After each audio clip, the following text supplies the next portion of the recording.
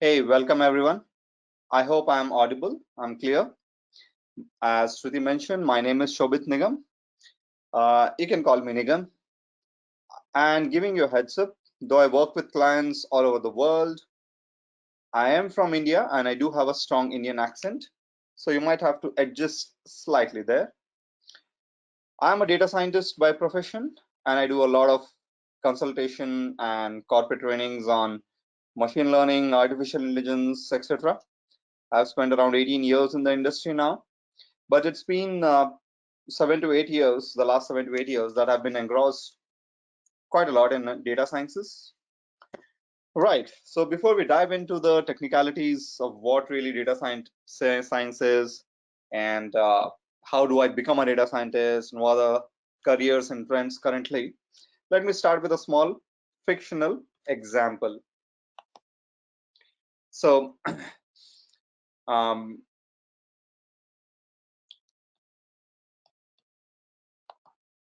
this is from the Interstellar movie released in 2014. It's a Christopher Nolan movie. I'm sure all of you would have heard of it. I had to watch this under peer pressure. Of course, I'm a Nolan fan, but sometimes I don't get what it's trying to convey. A very small clipping.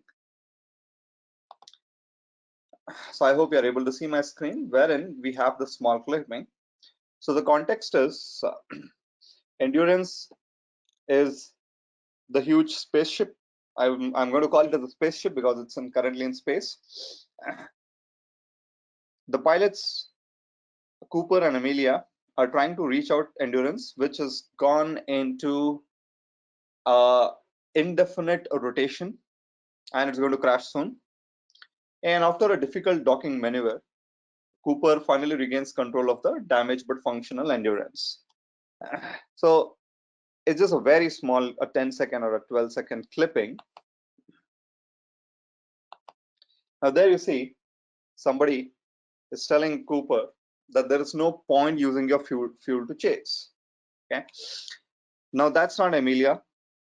There's no third person. There's only two of them, but somebody is giving them a guidance there. And Cooper asks to analyze the endurance spin.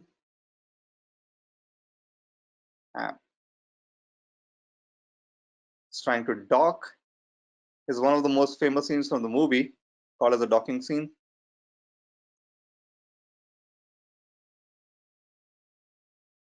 Somebody says it's not possible. I'll just take it a little bit.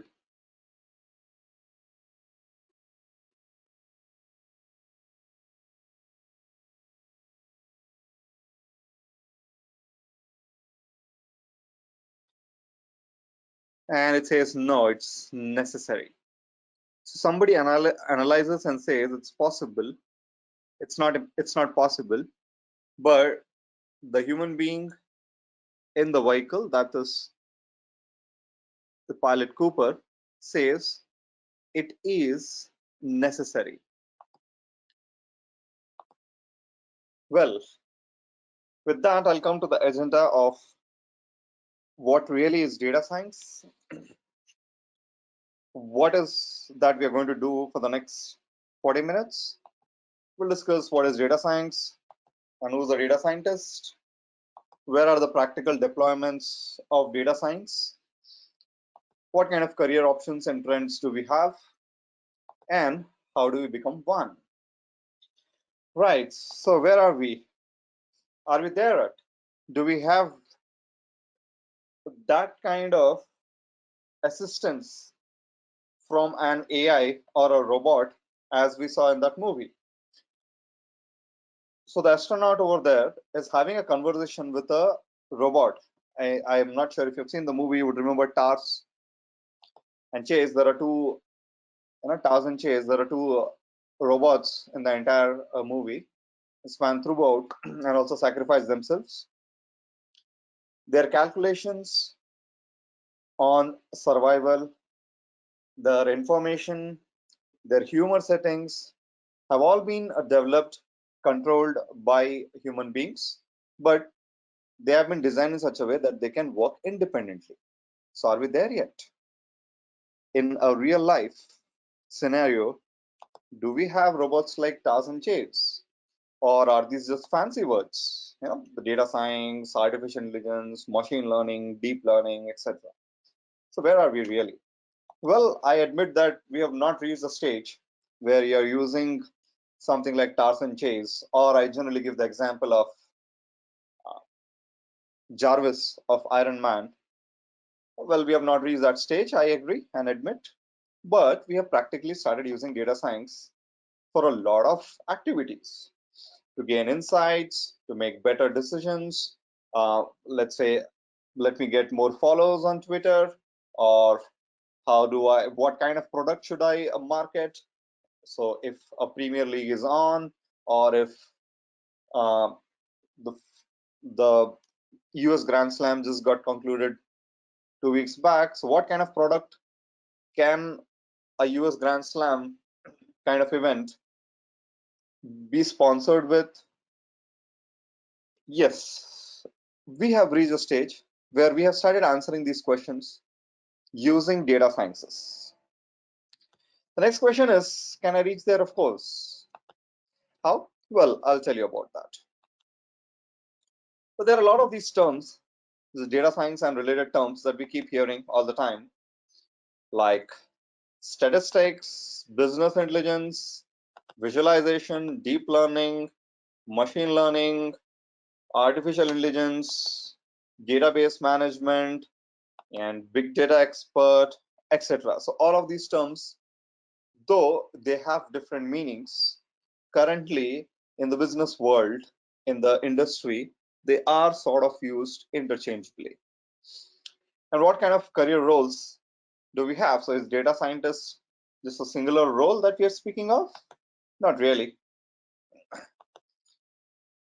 See, you can be a business intelligence developer, or a business analyst, a data analyst, a machine learning engineer, or a research scientist there, AI product manager, a data engineer, or data architect. We have a lot of career roles currently required, and also it's going to go and increase in the future. So I'll discuss some of those roles in due time.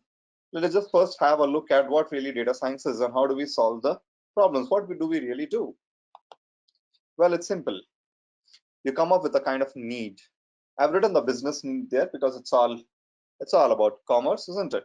But then it need not be really a business need. It can be a different kind of need as well. We'll just put it, when I say business, it's not just about a contract, some kind of requirement.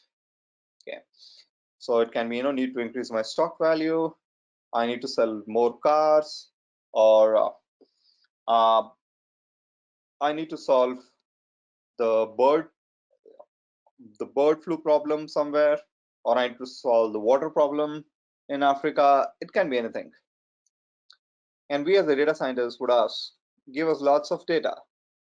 Give me whatever existing data that you have, and what do you need at the end? And then I'll try and develop something. Somewhere between your business need and the sciences of data lies your practical solution. And how does a typical data science flow happen? Well, in the previous slide, I just put it down into two aspects. One of them was about the business need. The second one about the sciences, the data sciences. The flow also starts from understanding the business problem. Ask a lot of questions. Russ Thompson, who is one of those research scientists who's totally involved in the development of Alexa by Amazon. So Russ Thompson says a data scientist is the adult version of the kid who can't stop asking questions. We all of us have small niece or nephews or kids who ask a lot of questions, right? You got to be in that mode. Take in as much as information as data as possible. Acquire the data, prepare the data. Now, what is the meaning of preparation? You have to convert the data because data is going to come in various formats, in different forms. It can be Yeah, it can be in an Excel where there are so much information in a SQL database or in an Excel or a CSV, etc. Or it can also be as simple as somebody says a one-liner, somebody writes down in a sheet of paper or in a notepad. It can be a soft copy or a hard copy. So data comes in different forms. Acquire the data, prepare it. What are you preparing for? For your algorithms to work on it. That's where the actual sciences come into picture. You do a lot of exploratory data analysis, you understand, you model the data, you run it through some algorithms, you try a couple of different models, and then based on the scores, based on some criteria, you choose one particular model, and finally your data runs through that model and then is ready to make certain predictions. And yes, initially, with when I started my data science career, I never believed, but this is actually a very important aspect: how you visualize and present the data. And you see any sporting events, or you see any news channels, it's always about presentations, isn't it? So you're watching I mean, why is one channel or another channel better than, or how is one presenter better than other? Because if you're watching a live sports, it's just you're just watching the sports, so it doesn't make a difference.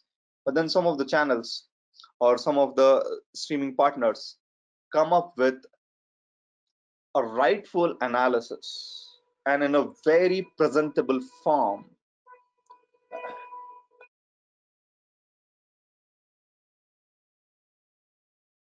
like graphs, numbers, any sport for that matter, including chess. These days, the way you express the statistics impresses the viewer. Well, what kind of, so this I have given you in a very four step, very briefly, I have given you the tasks or the flow. I can be a part of all the four. I can be a part of one. I can be a small part of the entire one. Okay. So what do the data scientists do regularly? Analysis. For example, all of you would have logged in or would have registered even for this webinar using the KnowledgeHut website. And probably we are keeping a track. You never know. We're keeping a track, and we'll see how many of you are going to actually come back. And based on how many of you come back, what kind of discounts we can offer you in the upcoming sessions. And if you have bought, if you've just bought weights, if you're into, uh, if you're really a gym person, or if you're more into cardio, if you are into strength training, so you buy a particular product, and now with the COVID situation, you probably are going to use this product at home because you may not go outside the gyms, etc. So you might be using the weights or something of that sort at home. So I have to understand what products are usually bought together and what else can I offer you, and how do I combine this so that I give you a lucrative discount. Some of the regular data science tasks, as I said, you know uh, okay, I mentioned over here on the slide which city is better for opening a new office. Well, I was working as a data analyst. I am not sure it was whether I was called as a data scientist or a data analyst. I was a consultant. Nevertheless, this bank, a Middle East bank, wanted to know where would they come up with a new office outside the Middle East. Okay, a very famous bank called as Noor Bank, and there was a complete thorough analysis we had to do. And you know, for example, the commercial capitals of the world. London is the capital of UK, but Manchester is where all the commerce is. Same thing with Shanghai being the commercial capital, or Mumbai, or New York. Okay, the decision had to be made where they're going to come up with their new office and reach out globally. And eventually, we had to choose Singapore because Singapore has almost all banks have their some kind of branches or maybe head offices in Singapore. So this kind of different kind of analysis, okay, maybe you're building a product, okay, so some kind of prediction model you will use to build the product, okay, or you will use it for visualization of analytics. It can be anything. Right. So what makes you a data scientist? Well, this is a 5-year-old chart. 2015, a 5-year-old chart, and it's still actually quite relevant. You got to start somewhere. I put this in a very broader perspective, but you need to be good with your computer languages. You need to be decent enough with mathematics, and you need to have a very good knowledge of that particular domain. So you may be zero right now in with computers, or you may have done mathematics quite a long time back at high school and you have been away from a long time, or you may not be into a particular domain at all. That's quite possible. My core domain is embedded systems, is one of the branches of the IT industry, and I've been with embedded systems for almost 2 decades now. But I moved into, or data science became one of the skills that I acquired maybe a few years back, 8 to 9 years back. And how did happen for me is that I needed some kind of predictive analysis in my embedded engineering, and that's how I moved into data sciences. So I had the domain expertise, but right now the different kinds of domain that I've consulted with, I do not start with an expertise in domain. Okay, you got to start somewhere. You got to start somewhere. Okay, so for me, it was like, I was already here. Okay, and then I had to brush up my mathematics skills. Well, I always assumed I was great in mathematics in the school level, and that's why I chose engineering. And then I realized it's really not that. The kind of mathematics I need is slightly more different. It's more of the statistics and probabilities and inferential statistics, etc. So as I said, I was already here and I started from here, and then I gained some kind of mathematical statistical approaches. I gained some understanding of that, and then I had to understand the domain well. Okay, and that's how probably one of you are going to become a data scientist. You may already be in the green or the blue or the orange, or you may be totally away. It's quite possible. You may be somewhere here and you're wondering how to start. Well, you need not be an expert programmer. Need not be you need not be a PhD or a scholar in mathematics. You need to have certain understanding of those. So if you're totally new, you probably should start learning a simpler language. You need not become an expert, as I said, and start using the computer language for working out your mathematics so that you can understand machine learning, again process the data which comes, and do some amount of statistics. But you need to understand the domain that you're working for. For example, you can be a data scientist in the biotechnology industry. I have worked with some of the medical electronic companies as a consultant. Okay, my knowledge of the domain was quite less, and I had to understand the domain quite properly before I could actually call myself as a consultant there. Okay, I'll give you some practical usage scenarios. In fact, I love these examples because these things have already happened. Okay, been there, done that. Okay, I'll give you an example of this is something which I love this example because this goes quite a long time back. We are speaking of early 2000s. Auckland Athletics. So in the early 2000s, the Auckland Athletics recruitment budget was so small that the team couldn't recruit quality players, or at least they couldn't recruit the players which other teams considered as great.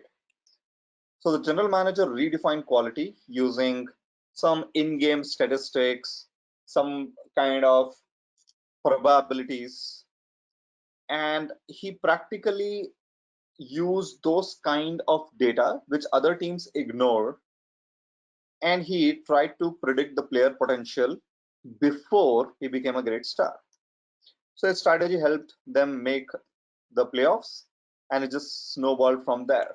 In fact, a movie was made on it called as Moneyball, which featured Brad Pitt. There's a book and then there was a movie on it. And there is already a 5 million global market for sports analytics in the athletics domain in North America itself. I'm not speaking of all the sports, I'm not speaking of all the continents. Just speaking of athletics in North America. I'll give you another example. Liverpool's soccer team almost won the 2019 Premier League Championship. Uh, Liverpool was long in the same bind as Auckland Athletics. It didn't have nearly the budget of its competitors like Manchester United, etc. So it had to find great players before the rich teams realized how great they were.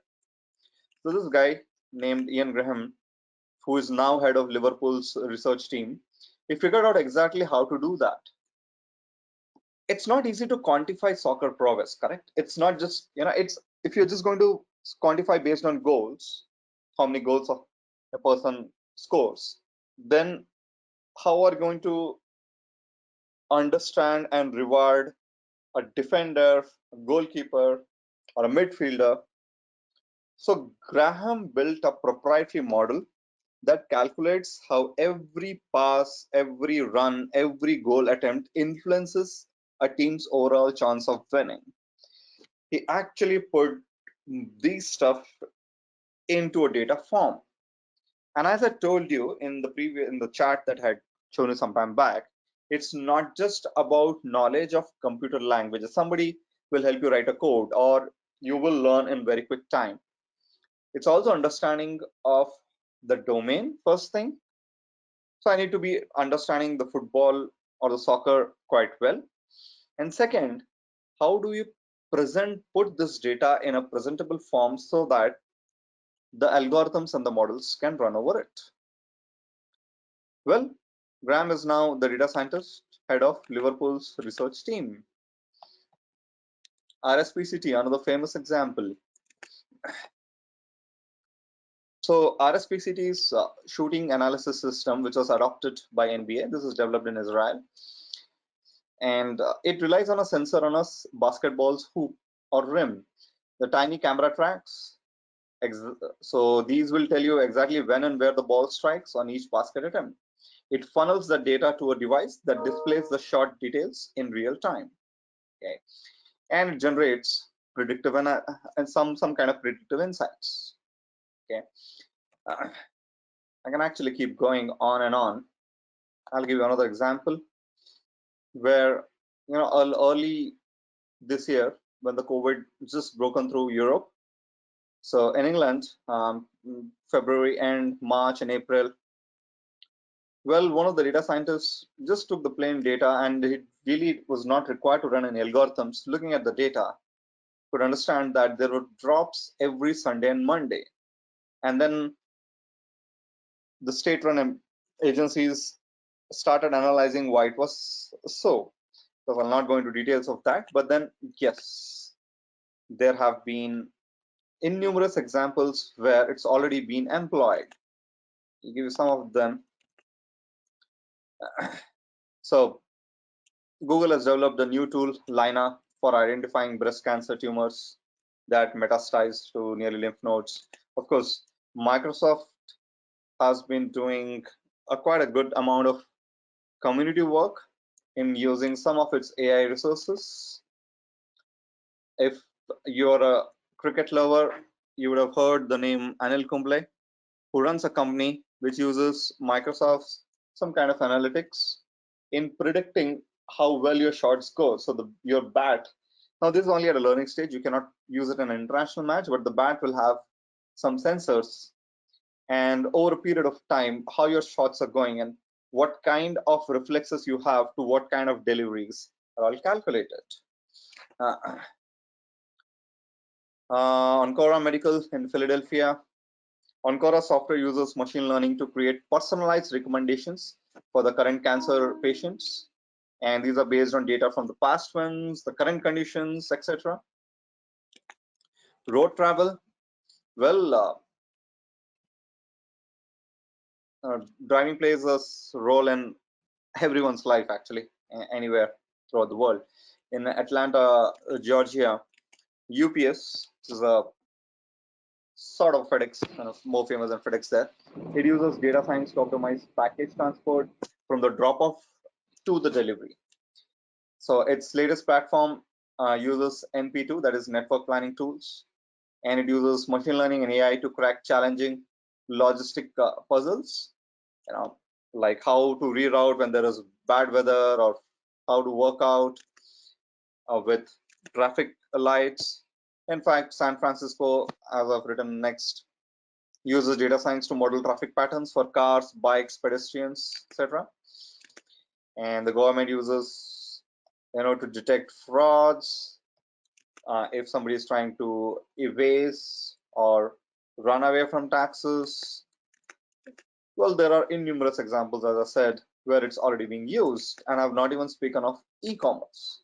Now, e-commerce is one of the greatest investors and beneficiaries of data sciences. Right, now that brings me now to the career roles, or one of the main agendas for today's discussion. Now, when I say that it's about data science as such can very easily be bifurcated from a technical perspective. So I can tell you what is artificial intelligence, or how's convolution neural networks separate from data analysis, etc. But then from a business perspective or from the industry perspective, these are still sorry, I'm so sorry. Okay, these are still interchangeable terms. Okay, but in the last couple of years and in the next couple of years, the requirements within the data science domain for professionals would have some of these terms. Now, this is a list developed using Gartner's insights, LinkedIn's insights, and at least a 50 other dozen independent research work done.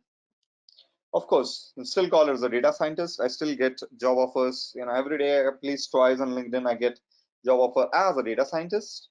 But then I can be a machine learning engineer. Now, there has to be some difference, right? Yes, there is. Okay, but as I said, they keep overlapping. Okay, I'll give you, maybe a brief, you find, you clean, you organize the data for the companies. So data scientists will need to be able to analyze large amounts of complex, raw information and then process it. Sometimes the information is already processed, but many times it's just very raw and very complex. And then find patterns in it that will benefit the organization, maybe help them drive strategic business decisions, etc., etc. So it's all, it's a mixture of a data analyst and the sciences of data. We have machine learning engineer. We are speaking of, 1.5 grand of also 150, sorry, I'm so sorry, $150,000 jobs, at least in North America. Maybe it will come down when we speak of different currencies in India. Still, would certainly go more than $1,000. $100,000. Sorry, $100,000. Sorry, bad with numbers. Yeah, I'm a data scientist. I should be good at it, but then I'm bad at conversions. So almost all of these roles will have an average salary. I'm not saying the higher version of it. The average salary around $120,000. Machine learning engineer creates data funnels, delivers software solutions. We need to be strong in statistics, programming skills, and as well as the knowledge of software engineering.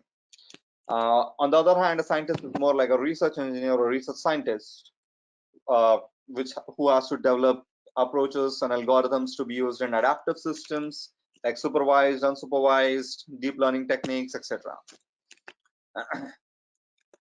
And can be an AI product manager.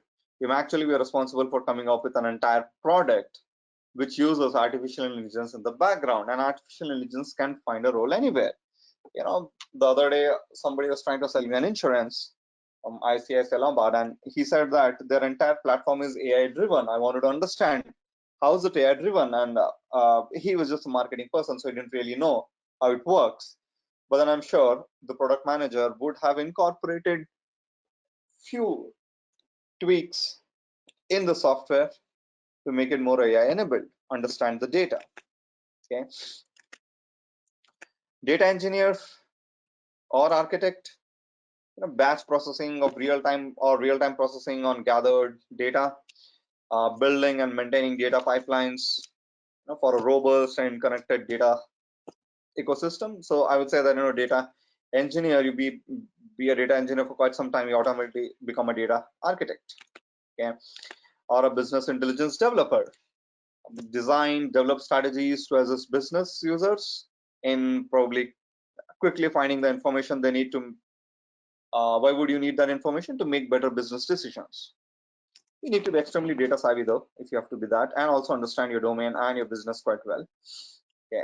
There are already quite good BI tools available, but they generally do only analysis. There's no sciences yet involved as rigorously as you would expect. So there's always a scope for growth. You can be a statistician, collect, analyze, interpret data in order to identify the trends, relationships, which can be used to inform organized decision making. Design the data collection process and make this understandable to the stakeholders and advise organizational strategy, etc. And data analysis, which has been there for quite a lot of time, transform and manipulate large data sets to suit the desired analysis for companies or for your business requirements, etc. Data scientists are and will be in constant demand. Well,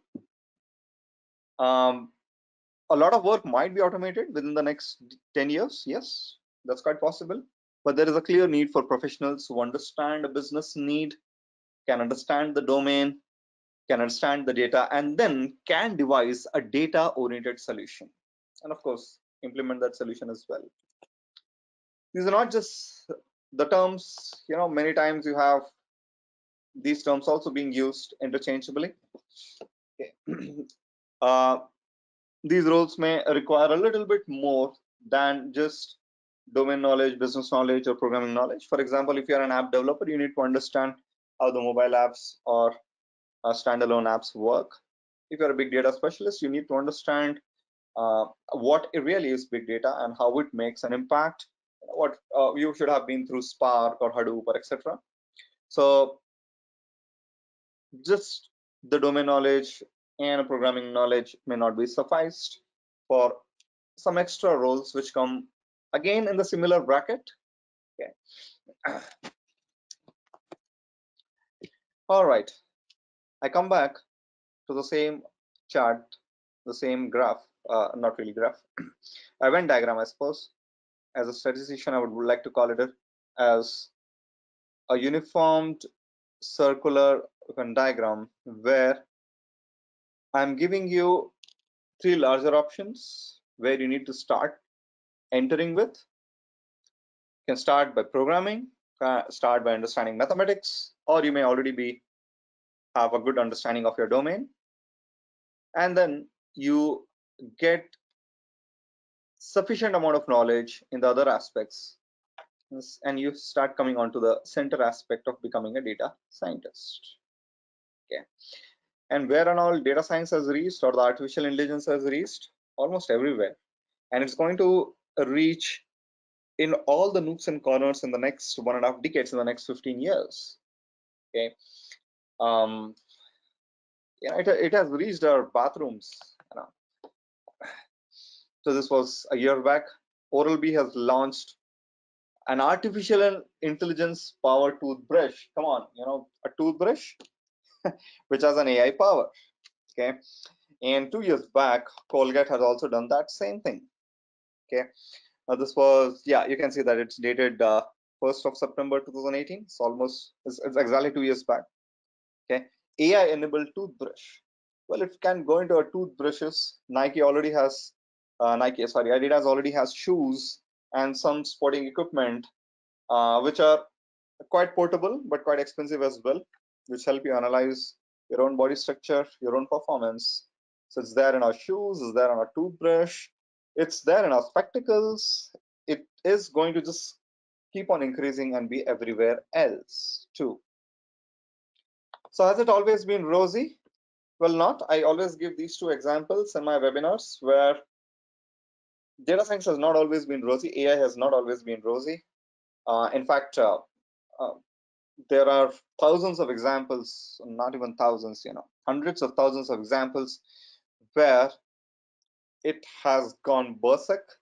It has actually caused some kind of damage. My favorite example is a 4 year back, Microsoft had released an automated tweeting account for Twitter called as Stay. So this Stay is not Microsoft's official Twitter account. It is an AI backed automated Twitter account. Okay, there's no human being writing the tweets. It reads all the tweets, analyzes how to reply back. So if I would have replied back, or if I'd have some famous celebrity would have tweeted and I would have tweeted back in written, and I do it 20 times, and at least once I'd expect the celebrity to reply back, respond back, and then I tweet back, something like that. It tries to learn the patterns and the kind of tweets which get a response. Based on that, Microsoft Stay would actually start tweeting, and within few hours it had learned, the machine learning algorithm was so good that it had learned so many things. It learned all those things which it was not supposed to. Obviously, it's not Microsoft's fault. There is so much amount of negativity in the social media that it's quite easy to catch on. Okay, and very slowly it started thinking that it's a nice person, but this hates everyone. And then you see the 23rd match was there, and by 24th March in the morning, and by noon, it had started using the terms which you really shouldn't be using. And then in the 4 or 5 minutes of the previous tweet, it had to be actually brought down. And even now, this is 4-year-old project. Even now, Microsoft does not have a solution to make it not learn the wrong things. So yes, there's always a scope for improvement. That's why there's always a demand, and demand is only increasing for data science or the data science related professionals. There's one more example from the New Zealand passport application, the app. Now it says that the photo cannot be uploaded because the subject eyes are closed. Now this is automatically being detected. Unfortunate and also marginally racist in there, which is totally unacceptable. So yes, AI has not been there totally. It is learning. Data sciences is an evolving domain. So the technologies that I'll say will make you a good data scientist today will slowly update and graduate to better technologies in the next 2-3 years. Yes, that's going to happen. It is an evolving domain. And how do I start? How do I or how do you become a data scientist? Well, if you have the time, learn on your own with free resources. You have lots of data sets outside. You have lots of data. And if you don't know how to scrap the data, how to get the data, then probably just go to sites like Kaggle, Medium, download some data sets and start working on it. Pick some problem. Pick some problem. As I was telling you, the water problem in northern Egypt. Pick that up. You may not be actually in Egypt, but get all the data as possible and then start working on it. You may come to a viable solution. If not, you'll at least learn how the sciences behind the data work.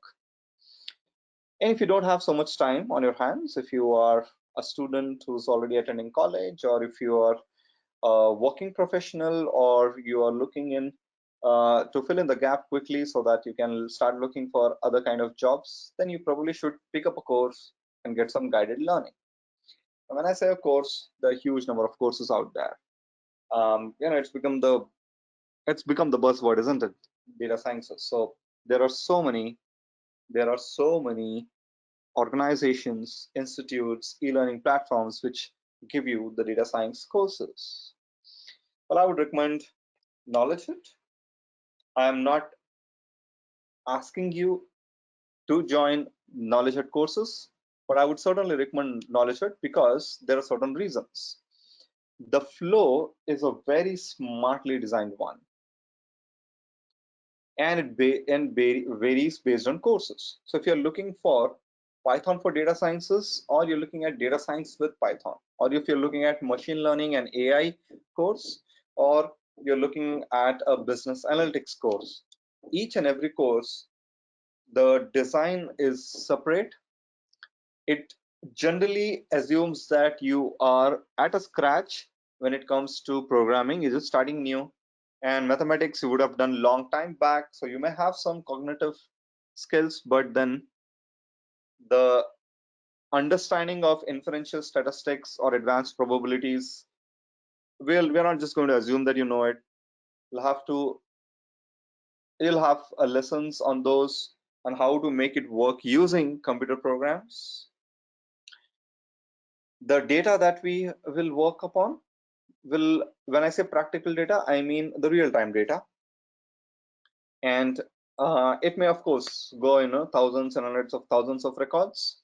And the capstone projects that you would be involved in will actually be on, sometimes even on millions of data. Okay. Well, that's what KnowledgeHut can help you out with. What you really will have to do on your own is, the domain knowledge has to be yours. For example, you belong to the, I was telling you, belong to the biotech industry, or you are in the automobile industry. Okay, you need to understand how your domain works. Okay, and if it's just the IT, or if it's just simple finances, you probably will have a lot of resources. But if it's quite complex, then you'll have to go deeper and understand your domain well. And of course, isn't data science just about some common sense? Okay, you look at data and have a bit of common sense, that will be enough for you to actually start understanding.